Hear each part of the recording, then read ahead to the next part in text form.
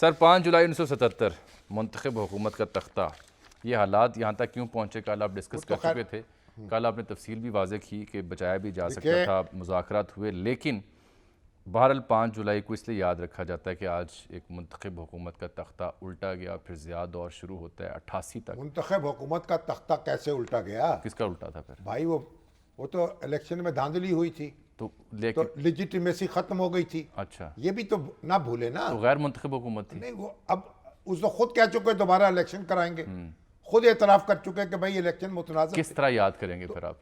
है, क्या कहेंगे आप? इसको एक वाक़े के तौर पे याद करेंगे। एक सानिया है, मैं समझता हूँ नहीं होना चाहिए था। हमारे अहले सियासत को ये स्पेस नहीं देनी चाहिए थी, फौज को कभी नहीं आना चाहिए निज़ाम संभालने के लिए। लेकिन बहरहाल आप एक देख गौर करें, अब क्योंकि मार्शल था और मार्शल ने पाबंदियां लगाई, अखबारात पर भी लगाई, दर्जनों अखबारात बंद और हुए। नहीं वो तो अब आप मुबालगा न किए ना। क्यों सर? आप ये बीबीसी नहीं, की दर्जन- रिपोर्ट छपी हुई जिसमें उन्होंने नंबर भाई लिखे बात हुए। तो सुन लो ना। हाँ। अखबारात पर पाबंदियां लगाई, सेंसरशिप नाफिज हुआ, सियासी सरगर्मियों पर पाबंदी लग गई।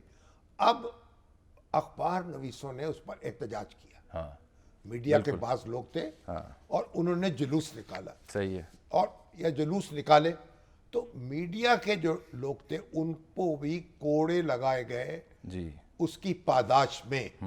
और उनमें हमारे खावर नईम हाशमी, वो भी मुसावात के सब एडिटर थे उस वक्त। और 24 साल इनकी उम्र थी 24 साल की उम्र थी तब। और आज भी वो एक जिंदा अलामत है आज़ादी इजहार की। और हम जब उन वाक़यात को याद करते हैं तो खावर नईम हाशमी को भी सलाम पेश करते हैं। देखे ना, जो बहादुरी है, वो तो जारी बात, उसका तो एतराफ़ बहादुरी करना तो चाहिए। फिर जो है ना, उसका एतराफ़ तो सबको करना पड़ता है ये ना। 9 मई 1978 को इनको गिरफ्तार किया गया था और फिर 13 मई 1978 आज़ादी सहाफ़त के नाम से भी इसको मनाया जाता है। वो इसी तशबीह से है, इसी इस्तारे से है। जब इनको 13 मई को तो अब ये है हमारे साथ, जी हमारे साथ मौजूद खावर हैं, साहब, अस्सलाम वालेकुम। उनसे बात कर लेते जी वालेकुम सलाम। खावर साहब, साहब बहुत शुक्रिया आपका, आपने मुझे याद किया है। हम उन स्याह लम्हात को याद कर रहे हैं, आपको खराज तहसीन पेश कर रहे हैं। ये बताइए ज़रा मुख्तसर अल्फाज में, ये कैसे हुआ वक़ुआ सारा जो है? कि जब अखबारात पर मुल्क भर में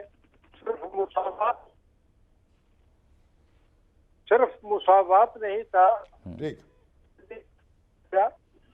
और तमाम मुल्क में जितने भी एंटी माशाल्लाह अखबारात और जरायद थे, रसाले थे, अल-फता था, मेराज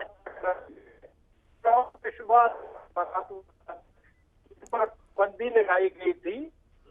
और आपको तो याद होगा कि आपने जुलूस निकाला, आप जुलूस निकालने वालों में शामिल थे। हमने फैसला किया था कि रोजाना 5। खावर साहब आपको हम सुन नहीं पा रहे, प्रॉबेबली नेटवर्क का इशू है या थोड़ी जगह तब्दील कीजिए ताकि आपके सिग्नल्स बेहतर हों फ़ोन के। आपकी आवाज़ कट रही है, डिस्टॉर्ट हो रही है। ज़रा दोबारा लाइन में लाएं खावर साहब से और बात उनसे दोबारा हम करते हैं। 12 इनको कोड़े मारे गए थे सर, और 5 कोड़े, और 3 माह की सज़ा पहले हुई, फिर बाद में भी सज़ा इन्हें हुई। और जब कोड़े पड़े तो उसके बाद इनको एक इंजेक्शन लगता था और स्ट्रेचर पे डाल के हॉस्पिटल ले जाया जाता था। तो इनमें से एक सहाफ़ी, उनसे मैं डिटेल भी खुद ही पूछूंगा, उन्होंने कहा कि मैं पैदल चल के जाना चाह रहा हूँ। तो फ़ौजी डॉक्टर और जो दीगर लोग वहाँ मौजूद थे उन्होंने कहा बेहतर और आफियत इसी में कि स्ट्रेचर पर चले चलें, वगरना हमारी सुबकी होगी कि शायद कोड़े ठीक तरीके से नहीं लगाएगा। जी खावर साहब। जी सर। हाँ जी, अब आप बता रहे थे। मैं आपसे गुजारिश कर रहा था कि 2 इशू थे। एक तो आज़ादी सहाफत का इशू था और दूसरा तहफ़्फ़ुज़ रोजगार का इशू था। ठीक। और ये वो जमाना था जब सहाफियों की एक ही तंजीम हुआ करती थी। जी, ये बाद में ज़ियाउल हक ने इस तंजीम को 2 हिस्सों में तकसीम किया था। तो ये तंजीम का मुतफिका फैसला था कि आज़ादी सहाफत के लिए और तहफ़्फ़ुज़ रोजगार के लिए, रोजगार की बहाली के लिए तहरीक चलाई जाए। तो ये तहरीक दो हिस्सों में चली थी, पहले हिस्से में लाहौर में और दूसरे हिस्से में कराची में। तो यहाँ हम रजाकाराना गिरफ्तारियां देते थे, हमें गिरफ्तार कर लिया जाता था, हम पे मुकदमात दर्ज होते थे और उसके बाद फौजी अदालतों में ट्रायल होता था। आपकी जो पहली गिरफ्तारी थी, आपको जो सजा मिली और कोड़े खाए आपने, वो पहली गिरफ्तारी के बाद खाए? जी, मैंने पहली गिरफ्तारी के बाद खाए। और मैं शामी साहब आपको बताना जरूरी समझता हूं कि जब मैं पहली गिरफ्तारी के बाद कोड़े खाने के बाद रिहा हुआ तो मैं अगले ही दिन ट्रेन में बैठ के कराची चला गया था और कराची में मज़ार कायदे आजम से 14 अगस्त को दूसरी गिरफ्तारी दी थी और वहाँ सिंध की 3 जेलों में भी मैं बंद रहा। अच्छा, आप खावर साहब कितने अखबार नवीस थे जिनको कोड़े लगे उस दौरान में? 5? जी, 4 आदमी थे। मसूदुल्लाह खान साहब मरहूम, जिनका अभी इंतकाल हुआ है, और नासर जैदी, इकबाल जाफरी और मैं, हम 4 आदमी थे। लेकिन कोड़े 3 आदमियों को मारे गए थे। मसूद साहब जो थे शायद वो पोलियो से मुतासरा थे, उन पर रहम किया गया होगा। एक टांग जो है पूरी की पूरी पोलियो से मुतासर थी। कपड़े तो उनके भी उतरवा लिए गए थे और ये भी कह दिया गया था कि माजूर है तो फिर भी उसको कोड़े मारो। तो लेकिन डॉक्टर ने सख्ती से मना किया था। तो नंगी पीठ पर कोड़े लगे? जी, मुकम्मल अंडरवियर तक उतरवा दिए गए थे।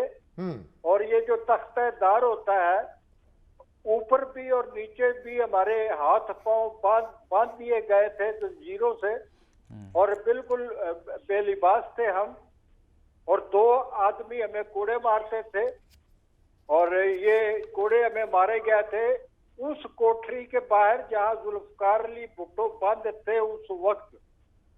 और वहां पर बाकायदा कुर्सियां लगाई गई थी और बावर्दी लोग भी और आला तरीन ब्यूरोक्रेट भी, उनके लिए कुर्सियां लगाई गई थी और उस मजमे का तमाशा भी देखा गया था।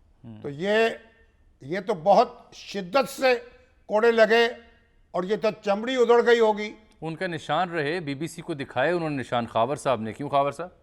जी, 3 साल के बाद एक विनिया कैली नामी एक बूढ़ी औरत बीबीसी से मेरा इंटरव्यू करने आई थी। तो बड़ी छुपी हुई थी, बड़ी डरी हुई थी। वो मुझे पीसी होटल ले गई। तो जब उन्होंने कहा कि क्या कोड़ों के निशान अभी बाकी हैं, तो मैं उनके सामने बेलिबास हो गया था और कोड़ों के निशान 3 साल बाद भी मौजूद थे। और कोड़े लगने वाले का जिस्म का कोई ना कोई हिस्सा, उसका दिमाग मुतासर हो सकता है, उसको कुछ भी हो सकता है। मतलब मुझे जो असर हुआ वो आज तक मेरी एड़ियां जो है वहां से दर्द खत्म नहीं होता आज तक। हालांकि ये 1978 का वाकया है, आज इस वाकये को अपने 55 बरस हो चुके हैं। अपने हम पेशा भाइयों को, अपने हम वतनों को क्या पैगाम देना चाहेंगे आज आप? मैं तो यही कहूंगा कि जी, पाकिस्तान जो है उसकी वजूदियत जो है पहले ही दिन से साम्राज्यी ताकतों को खटकती आई है। जनरल ज़ियाउल हक भी, जो मैंने किताबें पढ़ी हैं, इस पर बेशुमार किताबें लिखी गई हैं। जनरल ज़ियाउल हक भी भुट्टो की गिरफ्तारी से पहले, भुट्टो की हुकूमत खत्म करने से पहले अपने दोस्तों से कहते थे कि मुझसे जो करवाया जा रहा है वो शेर पर सवारी के मुतरादिफ है। लेकिन पाकिस्तान एटमी ताकत बन चुका था। पाकिस्तान जो है वो एक तरक्की की तरफ। एटमी ताकत तो बाद में बना, प्रोग्राम शुरू हो चुका था। ये बाकायदा प्रोग्राम शुरू हो चुका था और उस पर पाकिस्तान को बड़ी मुजामत का सामना था। और भुट्टो साहब जो थे वो एक लिबरल आदमी थे और भुट्टो साहब के खिलाफ ना सिर्फ शामी साहब, ये कि पाकिस्तान का लोग समझते हैं कि राइट विंग के लोग जो थे, जो जमात इस्लामी बड़ी जमात होती थी वो जमात या दूसरी राइट विंग जमातें, यही नहीं पाकिस्तान की तमाम मकबूल तरीन लेफ्ट की जमातें भी जुल्फकार अली भुट्टो को जिंदा नहीं देखना चाहती थी। भुट्टो के खिलाफ जो दूसरे उन्होंने 77 में इंतखाबात कराए, उन इंतखाबात में धांधली के इल्जामात में जो मुजाहरे होते थे उसमें हमने बड़े बड़े लेफ्ट के लोगों को भी शरीक देखा। बिल्कुल ठीक, बहुत शुक्रिया जनाब खावर नईम हाशमी साहब। एक ऐसी जिंदा मिसाल, एक ऐसी रुदाद भाई ये जो सुनते हुए रोंगटे खड़े होते हैं और अफसोस होता है कि क्या भुट्टो साहब स्याह ने दौर हमारा तारीख से गुजरा है।